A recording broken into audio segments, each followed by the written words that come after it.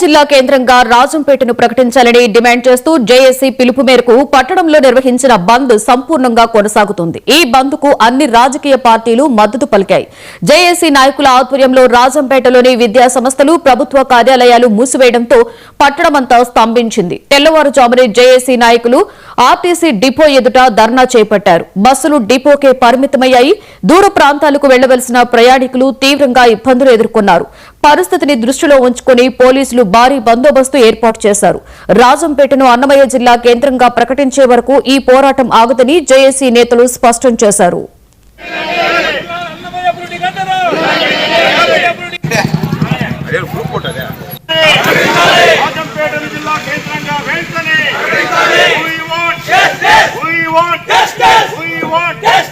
ప్రజలు, వ్యాపారస్తులు, విద్యార్థులు ప్రతి ఒక్కరు కూడా వారి యొక్క నిరసనను తెలియజేస్తూ ఈ రోజు బంద్కు సహకరించిన ప్రతి ఒక్కరికి కూడా నా ప్రత్యేక ధన్యవాదాలు తెలియజేస్తున్నాను.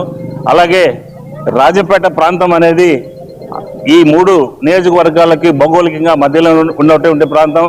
అలాగే పాపులేషన్ రూపంగా చూసినా కూడా ఇక్కడ 6 లక్షల మంది జనాభా ఉండడము, ఇక్కడ అన్ని రకాలుగా అన్ని రోడ్డు, రైలు, విమాన మార్గాలు కూడా ఉండడము, అలాగే వాటర్ ఫెసిలిటీ ఉండడము, ఇలా ఉద్యానవన పంటలు పండడము, అలాగే ఇక్కడ ఎంతో మంది మహానుభావులు జన్మించిన ఈ స్థలము, ఆధ్యాత్మికంగా కూడా ఒంటిమిట్ట, ఇక్కడ నందలూరు స్వామినాథ స్వామి ఇలాంటి ఎన్నో ఆధ్యాత్మిక కేంద్రాలు కూడా ఇక్కడ ఉండడము, అన్ని రకాలుగా అనువైనటువంటి ఈ ప్రాంతాన్ని జిల్లా కేంద్రం చేయడంలో ఎటువంటి తప్పు లేదు.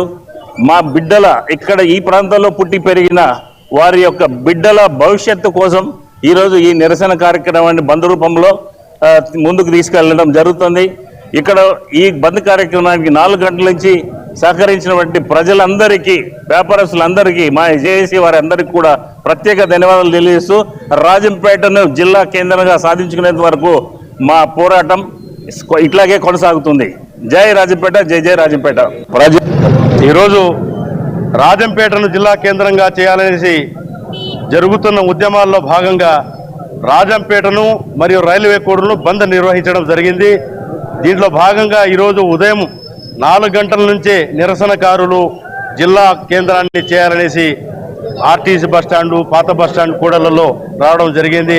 కాబట్టి రాజంపేట ప్రజల ఆకాంక్షను, మనోభావాలను గౌరవిస్తూ రాష్ట్ర ప్రభుత్వం రాజంపేటను జిల్లా కేంద్రంగా ప్రకటించాలనేసి ఈ సందర్భంగా మనవి చేసుకుంటున్నాను. ఈరోజు